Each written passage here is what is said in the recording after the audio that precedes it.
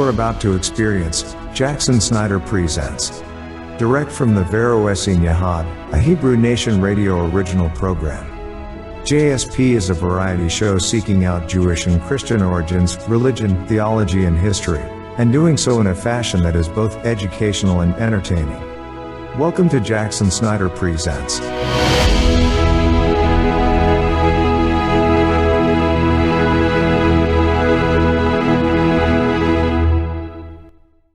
What you're about to learn is really a first step in 21st century pastoral care. The method I am about to tell you about will work in any system, that is, in any group of people. Let me define system. Any group of people, that's a system. The Yahad is a system. Church is a system. Your family is a system. Whoever's living in your house is another system. Systems theory, that is dealing with various systems. If it be your family especially, is one that we can relate to. That is to say, each person in your family is like an electron coursing around a nucleus in perfect harmony and balance, at least for the time being. When the system gets disrupted, for instance, you can disrupt a system by adding a new member to the system. Bring a homeless guy into your house sometime and see, and the system will be out of balance until the system gets used to that new personage, that new electron in the system.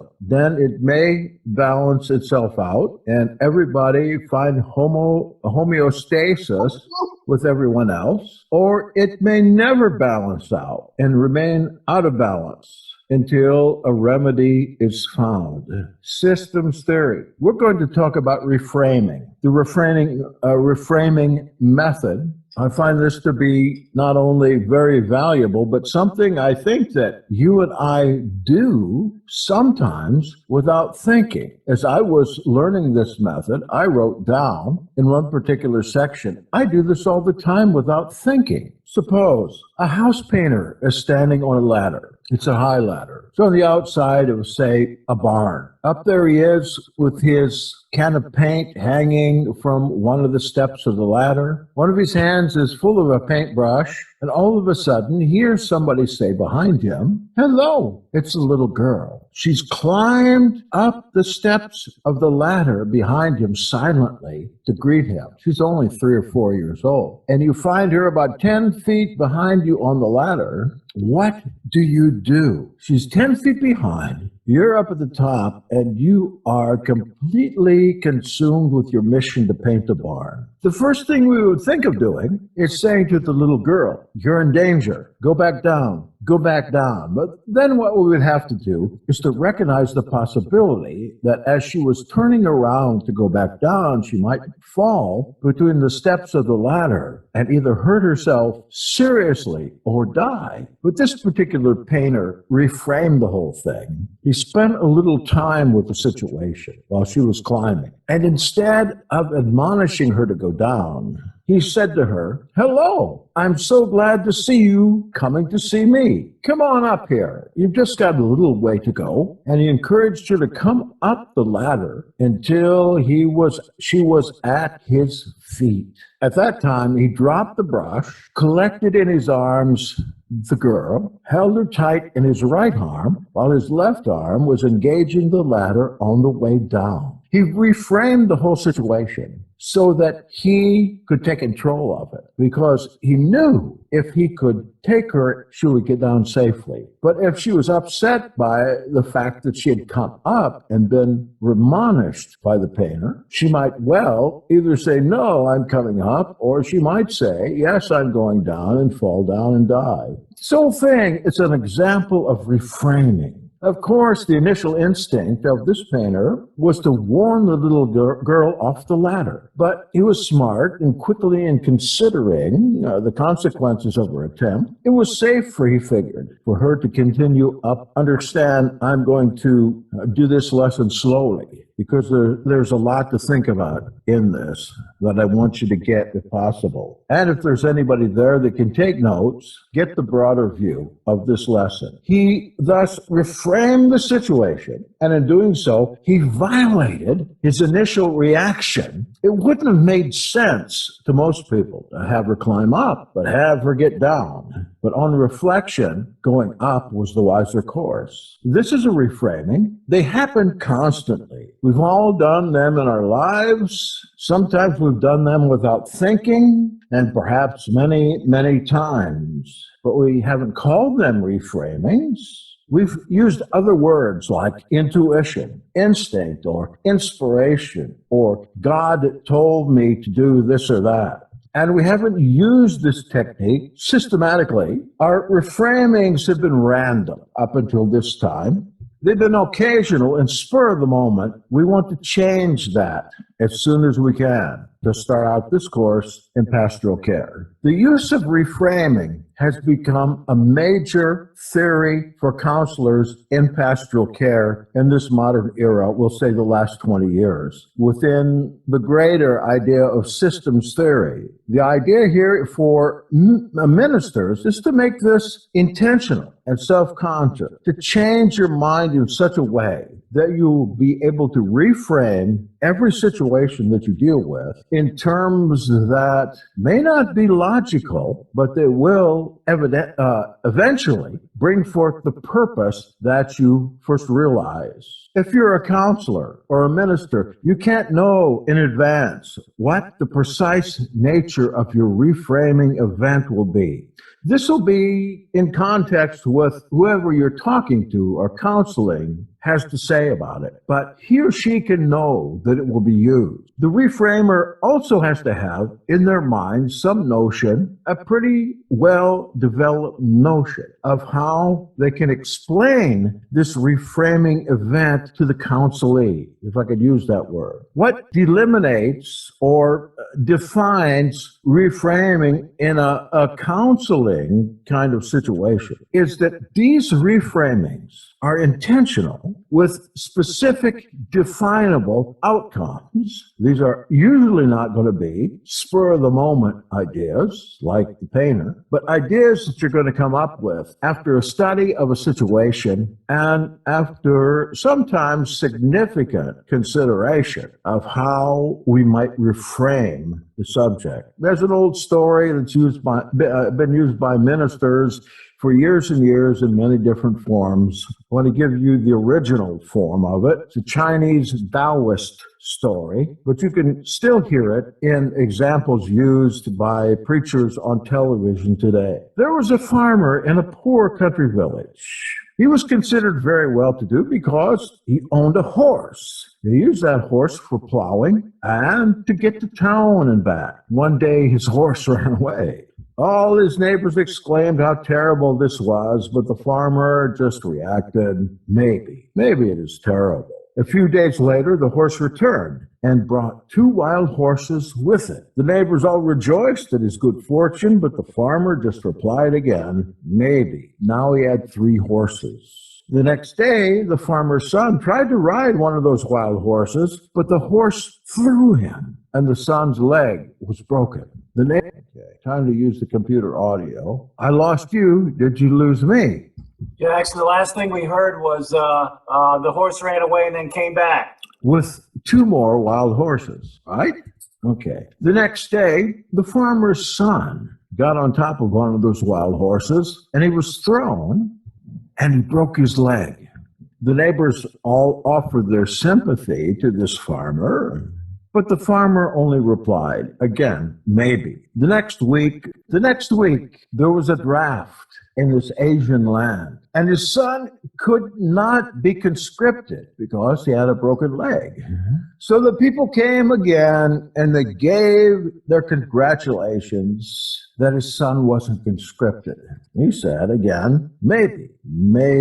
Well, you get the gist of that story. It goes on, and it's in many different variations and pastoral illustrations. But the story shows that the meaning of any event depends upon the frame in which we perceive it. Hey, when we change the frame, we change the meaning. Having 2 wild horses is a good thing. and until seen in the context of a son's broken leg. The broken leg seems bad in the context of a peaceful village.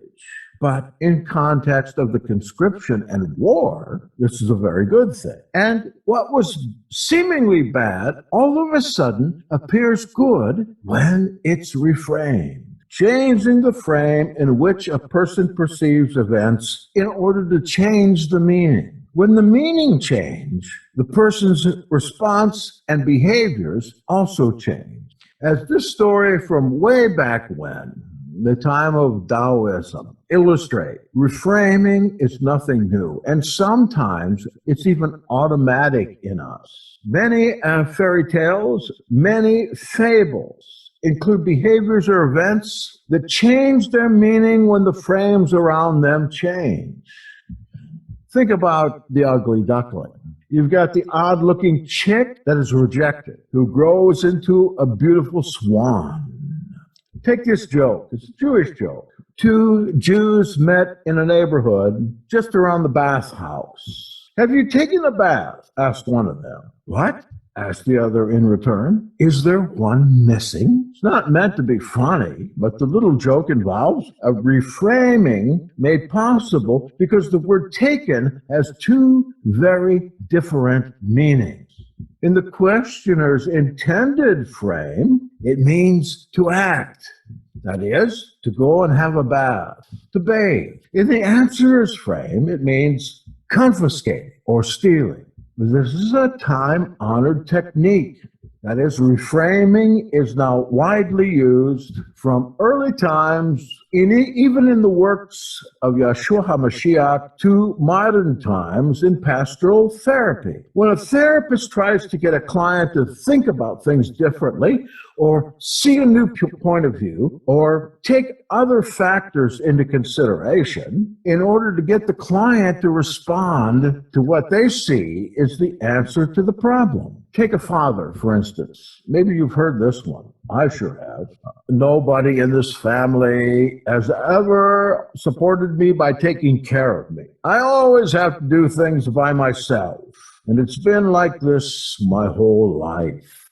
To this, a reframing therapist or minister responds with a comment something like this: "Thank God, thank Elohim." The father, of course, expected some kind of empathy from the minister. "Oh, you poorly thing. That's really too bad. Maybe we can make changes in the family so they'll do more for you."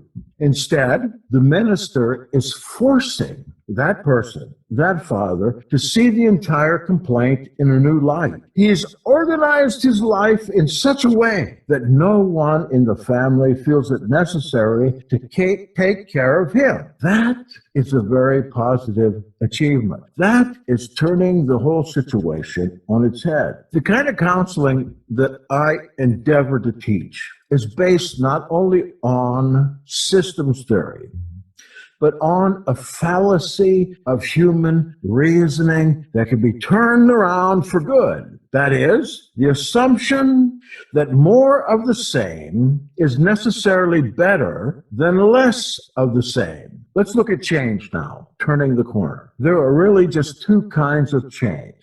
You have to understand one kind means loss. Change means loss. The other kind, change, means gain. The first kind of change we call first-order change. The system itself. Let me give you a couple of examples. I had a counselee some years ago, a wife and a family. Her husband and her son, adolescent son, forced her to do everything at home because they wouldn't do anything.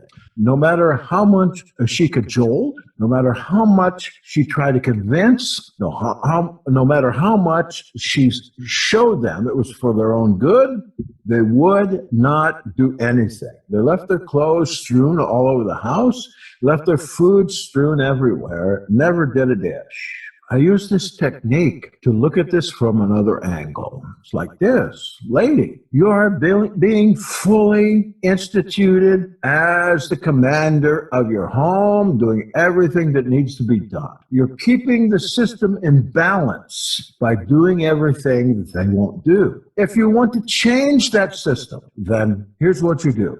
Drop out entirely. Drop out entirely. It wasn't long before the dishes piled up to an incredible level, clothes around the house piled up and dirty till there were no more clean, and both the members of the household, outside of the one that we were talking about, were complaining constantly that there was no food in the house, that their clothes were all dirty, and that how do you expect us to work outside the home or go to school unless you go ahead and finish your job? Let's look at another example. That's all I need to talk about on that one. Person having a nightmare. A person, when they're in a nightmare, is very close to vivid or lucid dreaming. They have some things they can do. They can make some choices in a nightmare.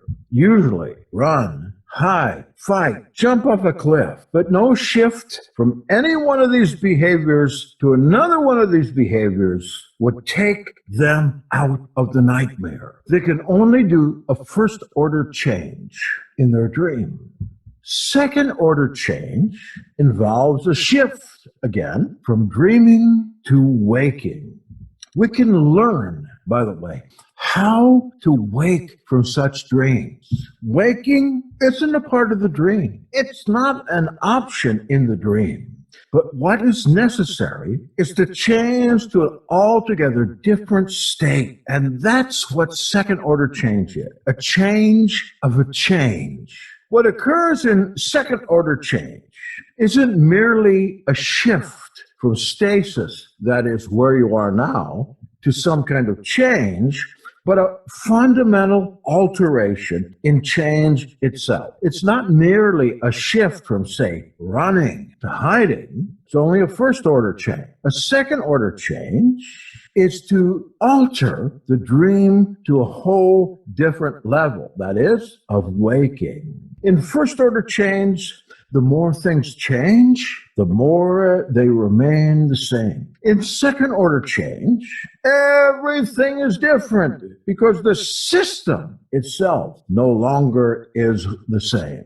Waiting for the internet to clear up a little bit here. A lot of times in the problems we face as ministers, first order change is all that's required. For instance, when a temperature in the room gets too high, we turn down the thermostat. The first order change.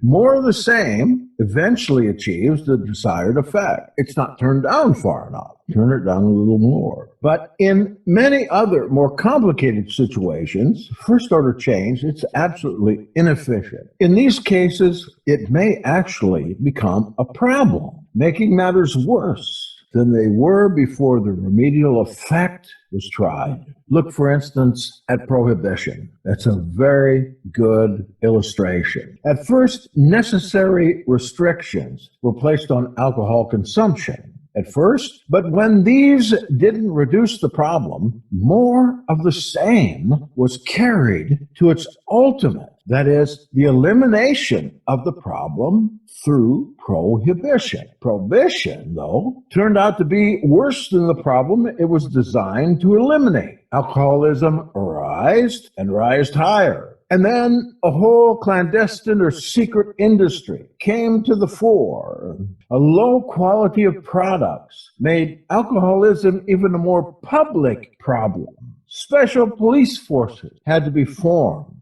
Bootlegger had to be hunted down in the process, all of which usually became corrupt in the long run. More of the same, more of the same.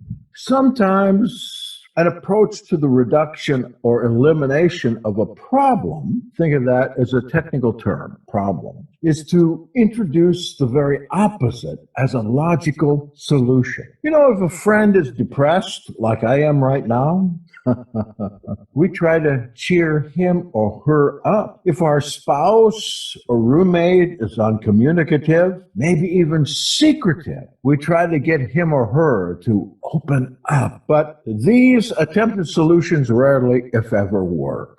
Hardly ever. They increase the original problem and eventually become a problem in their own right. Efforts to get, say, a husband to communicate make him even more withholding, more secretive, even to the point of where he refuses to make disclosures that are even harmless, even irrelevant, by saying something like, just to teach her that she needs to know everything, or that she doesn't need to know everything. I don't give. This adds fuel to her worry. If he refuses to talk to me about these little things, there must be something the matter. The less information he gives her, the more persistently she will seek it, and the more she seeks it, the less he will give her. In time, this pattern of interaction becomes itself the problem. So efforts to deal with the perceived problem by introducing its opposite result in first-order change, where the more things change, the more they remain the same. What's required in a situation like this is a second-order change. It's an action that will alter the interaction itself. It's an action that will alter the system itself. In other words, sometimes you might think, everything that I think will solve the problem off the top of my head is wrong. We've talked about problems. Let's talk about difficulty. Difficulties are a fact of the human condition. Some can be reduced or eliminated, while others are inescapable. And they're a practice or an accepted price we pay for existing in humanity at all. Look, suffering, evil, death, those are difficulties according to our definition. Diseases, oppression, poverty, now they're problems that can be solved. Problems are situations, listen, that are created and maintained by the mishandling of difficulty. You should write that down. The distinction between difficulties and problems. Let's talk about difficulties now. Difficulties will always exist, and they will continue to exist forever unless Yahweh intervenes when no action is taken. A mishandling of an action may be taken. A mishandling of an action is called a simplification. Now, this is hard. There are two kinds of simplification. One is denial that the difficulty even exists, often with an attack on those who disagree that there is a situation. The second is to acknowledge that there is a small difficulty, but that difficulty can be disposed of by a quick or simple solution. Mishandling. Such mishandling produces problems. These problems not only fail to reduce or eliminate the difficulty, but also have their own negative effects, where you're taking a difficulty with a problem and through trying to handle the problem incorrectly, making the difficulty even worse. That's the first of mishandling. Second, change is trying to be made, I should say. Some effort is trying to be made, some change effort to fix a difficulty that, for all practical purposes, is either unchangeable or non-existent. Well, we're giving you theory here. Later on, we'll give more solid functional ideas. Sometimes action should not be. This is the second type of mishandling, not taking action against a problem or taking action in such a way when there's no action to be taken. It's called, in the vernacular, utopianism. Utopianism can take two possible forms. The first of those forms is interjective utopianism. We have deep personal feelings of inadequacy. You may contact us at Jackson Snyder Presents at this email address, veroyahad@gmail.com. That is veroyahad@gmail.com. And let me remind you, you are listening to Jackson Snyder Presents with your host tonight, Bogdan G. Shrumkov. Thank you for listening. We'll be right back.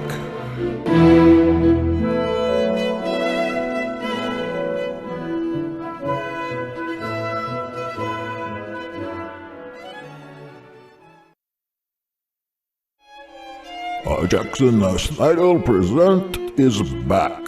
Join us now for more of this interesting discussion.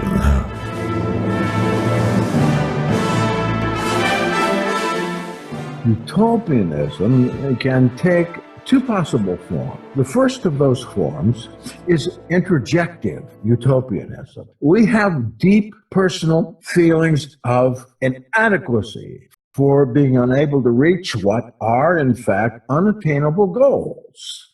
Like, I'm thinking the goal of perfect happiness, for instance. The goal of, I see Lee's name here, winning the jackpot.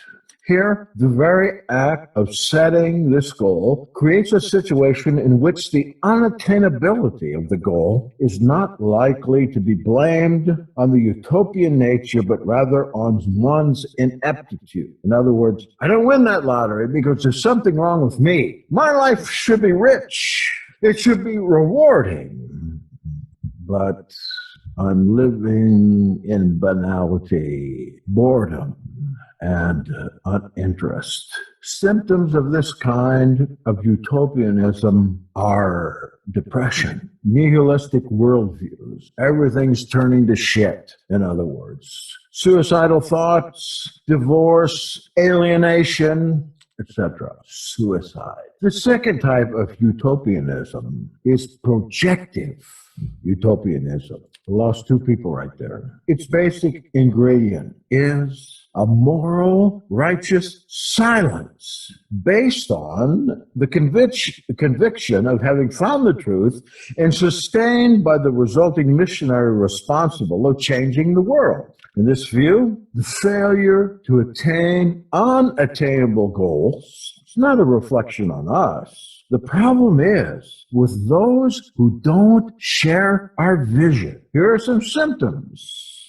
of this type: projective utopianism, self-righteousness, self-justification, paranoia, the illusion of originality, the belief that we have solutions to difficulties that are actually unsolvable, and thus we are feeling good with hostile and uncivil attitudes toward others, causes us to become paranoid when others condemn or take our solutions lightly, and leads us to entertain the false notion that this solution is doomed, that nothing of the source has ever been tempted before and failed in the past. Or think of this way: I have done so much study, this calendar has to be true, and I'm going to inform my followers of that very thing. Two forms of utopianism. They're similar in one respect.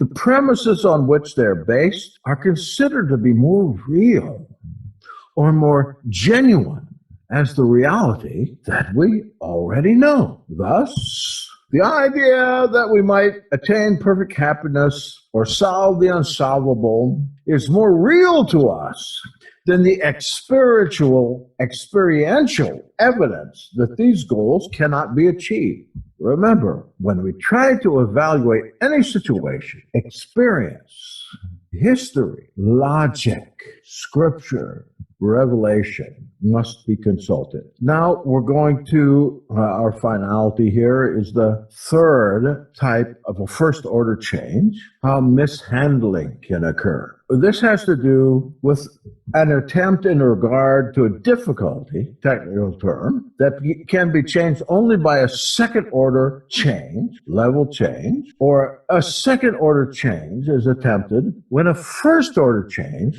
will be appropriate. In other words, if it's too hot in your house, let's think of some other solution to getting the temperature down than sending someone over to turn down the thermostat. That's easy enough. Action is thus taken on the wrong level, a mishandling that is called paradox. You don't have to remember these technical terms now. I'm just trying to give you the background of a theory that we're going to get into as we go on in this series. Attempted solutions here are inherently paradoxical. I guess you know what that means. And thus, they are incapable of ordering up second-order change. Instead, they imprison people in first-order change. When the paradoxical nature of the first-order attempts to solve the problem is revealed for what it is, that is a paradox. Nothing can be true. Nothing can be false. Two things are true or two things are false. Those are the only choices you get. Another paradox can be introduced that enables that second order change that you need to occur. In this case, the second order change from the second paradox has a practical or a therapeutic effect. Unrecognized or unacknowledged paradoxes usually only affect first order change, while the self-conscious use of a paradox may achieve second order change. This is what we're looking for.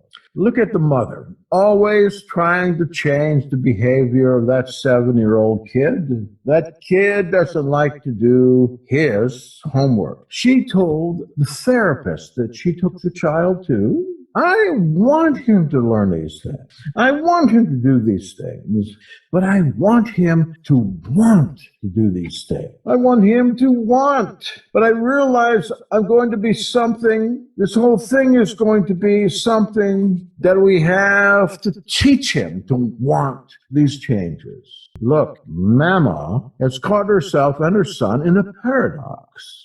She wants him to change.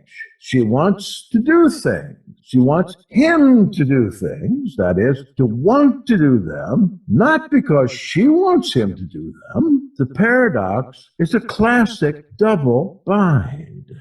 The more she tries to teach her son to want to do things, the less he will perceive the doing of these things as something he wants to do. The more he does them because she wants him to do them. The desire change from acting because she wants to act, because she wants to acting because he wants. This does not occur. And more of the same will just take us on to more and more hostility and problem. The mother and son here are locked into first order change. The more things change, the more they remain the same. A couple other examples of paradoxical communication that maybe you have been involved in. The statement, I want you to dominate me. The statement, don't be so obedient. Be spontaneous. Really, the speaker wants the other to be obedient. Listen to this one. You should enjoy playing with the children like other fathers do. I don't know if you're a father, but if you are, you probably heard that one before. How about this one? You know, you're free to go. And please don't worry if I start to cry. Notice a threat in there, a paradox? Yes, I know you do. I know I'm a drunkard. Don't go away. But if you go away, I'll be okay. Don't think of me at home alone tonight. Just go out, have a good time. One situation involves a married couple, college-age son. The mother looks at the son with love and admiration as she exclaimed, after all, it's a simple matter. All we want in the world is for George to have a happy marriage as we leave and as we have. A husband who is challenged by his wife's resistance to hiring household help explained, I want to be free enough to do what she wants, or I want her to be free enough to do what she wants. She just happens to like household help. There are a vast number of attempted solutions to difficulties that are paradoxical. I'm sure you're thinking of them right now. Therefore, paradoxical types of tries and solutions place individuals in impossible dilemma, impasse, deadlocks, and binds. They're damned if they do, damned if they don't. First order changes are achieved, maybe, but these only make for greater frustration and hopelessness. The son who wouldn't do the homework, now he does it, but his mother knows that he doesn't, not because he wants to, but because she wants him to. Or alternatively, he refuses his homework, not just for the original reason, not wanting to do it, also because he's now very aware that she wants him to do it. In either case, what became the difficulty of unfinished homework has become the problem between mother and son, a mutually frustrating impersonal conflict. Paradox, when used with your mind, intention, and the help of the Holy Spirit, can also affect second-order change. There has been a developing theory on this second-order change, which introduces the concept of reframing. And from this introductory lesson, it's hard for you, I know, very difficult terms to define, concept to understand, but I know that you understood some. We go on to, in the next session, more normative and intentional ideas about a forming solution that work the second order change than the first. I'll tell you what, if you're in any leadership position, you need to know that you can turn your authoritarian ideas of getting something done that will never get anything done to second change solution that will, if you have a mind of the Spirit and the will to learn more. Brothers and sisters, I did the best I could with my mouth full of sores tonight. Oh my gosh, the last week of my sickness, I've been biting my tongue in the middle of the night, horrible, horrible cheeks. I don't know what to tell you, except my mouth hurts really bad, and that's one of the reasons I haven't been talking much lately. Somebody ought to tell Keith Crescent that. If you would. I know I was stumbling a lot because I was hurting a lot. This whole thing's bitten up over here, my tongue in 7 or 8 places, the other side too. Look, maybe you can tell me about this.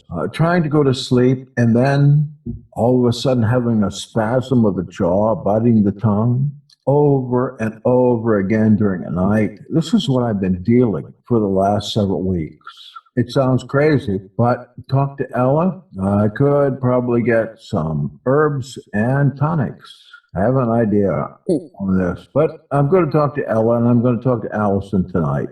Allison sometimes suffers from this same thing. It has absolutely put me in so much pain, along with this broken foot I have, that I have literally had to drop out of the Yahad for the last month, trying to get myself together, but it hasn't stopped. So I don't know, it might be demonic. I might need to find another way to solve the problem. Yes, I know, Sandra, you know all about broken feet. I went in, it's got to be 6-8 weeks ago now, to the doctor. I said, my heel hurts so bad. And he said, I'm going to send you to get an x-ray. I went to get an x-ray. Listen to this. Doctor said, I found the needle. I said, the needle? That's not my problem. He says, oh, yes, it is. You've got a needle in your foot. I said, I know I've got a needle in my foot. I stepped on a darning needle when I was 17. I didn't want to have it taken out because marching band was coming up.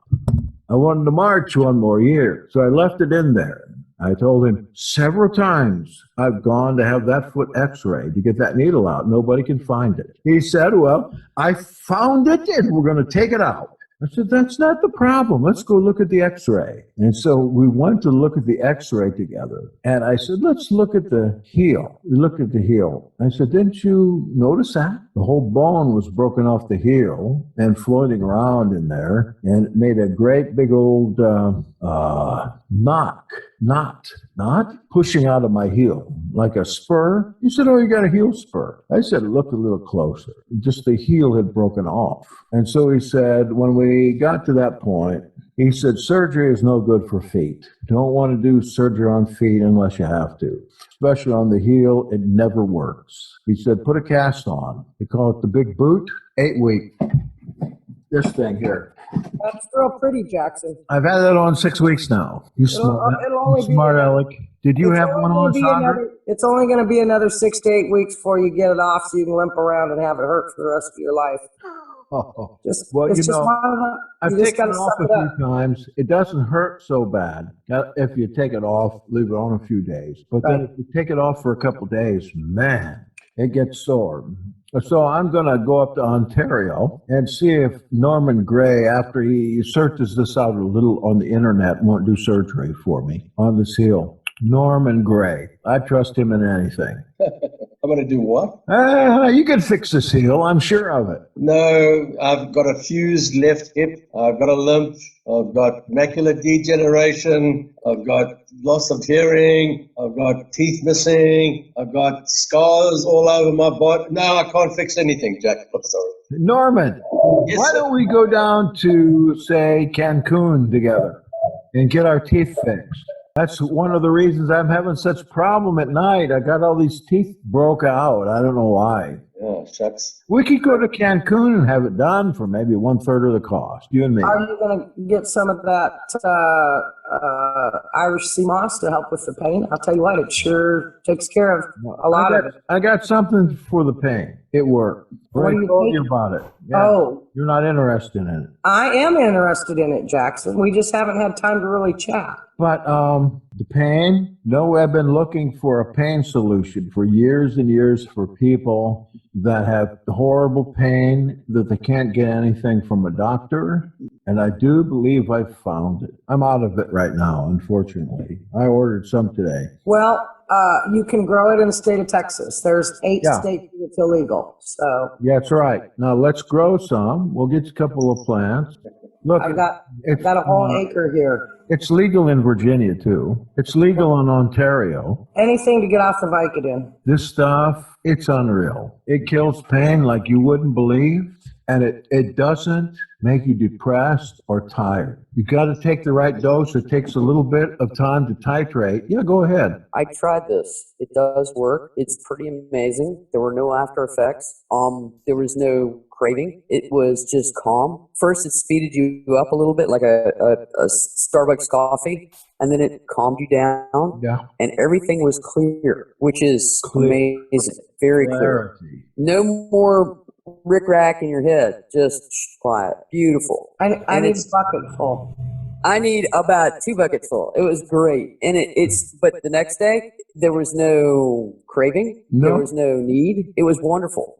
I did Non-addictive. it for several weeks, and I quit it for a week. I had no withdrawal whatsoever, and I've been off of it for several days now. I ordered some more today. I ordered 8 ounces. I'm going to take this because not only does it take care of the pain and the wretched depression that I am dealing with and the wretched sores in my mouth, but it's also a healthy green. It tastes just like, if you remember, barley green. It tastes just like barley green. I'm going to put moringa in it, and I'm going to take it every doggone day. It's pretty expensive, isn't it? No, the effects last all day, 12 or more hours. You take the dose recommended is 2 teaspoons a day. And when you think about, you can buy 4 ounces of it for $40, $45. That's a lot of teaspoons. It's a lot of teaspoons. No, it is not. But in Texas, I've been in touch, trying to be in touch with the post office there that scarfed our 5 pounds of moringa away. And I'm waiting for a return after spending 3 hours on this yesterday. I never got in touch with anyone at the post office.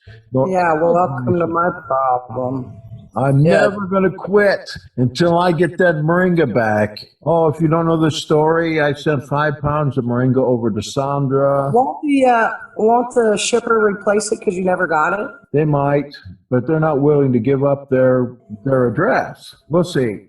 But anyway, the North Houston post office confiscated it and said, it says if you go with the tracking number and put it in there, it says it's not delivered, it's being held. Being held for 6 weeks now. What for? Well, I guess, Sandra, you told me somebody said what they do in these cases is that the feds get in there and they take your order and they replace your order with pot and they send it down to you so you can be arrested by the DEA. I don't know if that's true or not. I wrote that to the one that sent the moringa. I thought it would be a good reason for them to get back with me, and they got back with me right away. So they want to know more about what's going on at the post office. I'm waiting. The post office, I finally got through. After all these hours of trying to get through on phone and internet and everywhere I knew of, I knew there was no use going down the post office. No use in that.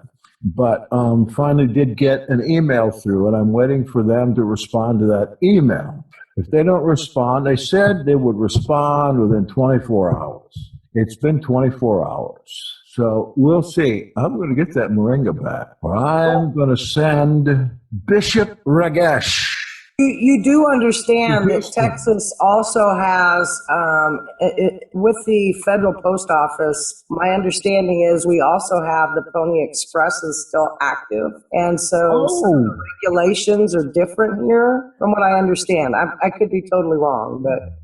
Well, I'll tell you what, we're going to check into everything. But in the end, if they don't send our moringa back or get it to you, I'm sending Bishop Ragesh.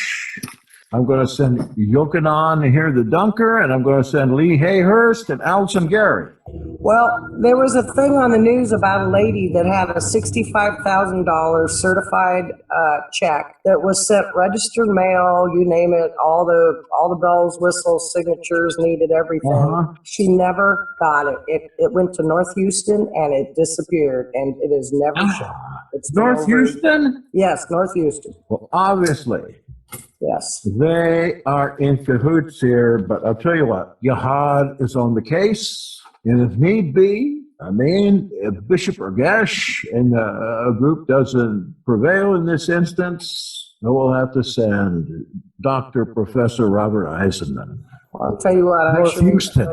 All right, little announcement. If I ever get better from all this crap, we are going to be appearing the 28th of April in Tulsa, Oklahoma, 28th, 29th, 30th of April. Then we're going up to Iowa, maybe Wichita, Kansas, got an invite there. And going up to Iowa after that, maybe somebody is out there that has time off, like to travel. We're going to drive over there. I'm looking at Ragesh's accepting donations for bail. Well, I'll tell you what, you're on your own there, brother. You've got your ministerial card. What do you need bail for? You talk your way out of jail. You feel the love, Bishop Daniel there? Feel the love? He's feel the love. So, hey, I have a story about lost mail. I heard there's a guy in Tennessee who has kept thousands of pieces of mail for like over a decade. Oh. I think it's close to like 14 or 15 years. And they found out thousands of pieces of mail he held for some reason or another. And of course, he's going to go to jail for 5 years. Federal crime.